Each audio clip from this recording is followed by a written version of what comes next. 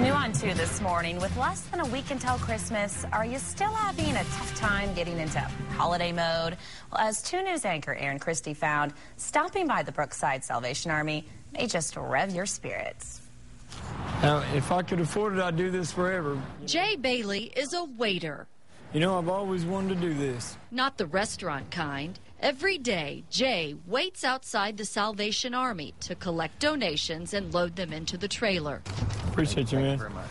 He loves his job. Just goes to show you that there's still a lot of good out there in the world, you know, people giving. But in between waiting for donors to pull up, he waits for a friend, a lunch date. He's a creature of God, so we never know exactly when he's coming, but he always seems to know when I'm eating lunch. His friend waits too, waits for Jay to throw pieces of his sandwich onto the ground. And just like clockwork... Looks like him.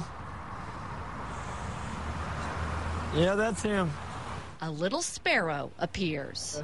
He'll stay as long as the food's here. Usually sometimes he stays about 20 or 30 minutes unless somebody pulls in and scares him away. That's the case today. He only stayed a few minutes because a car pulls up.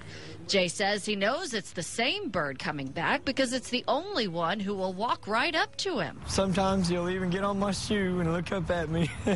And this sparrow is spoiled. Jay says the bird watches from the power lines to make sure the correct bread has been put out.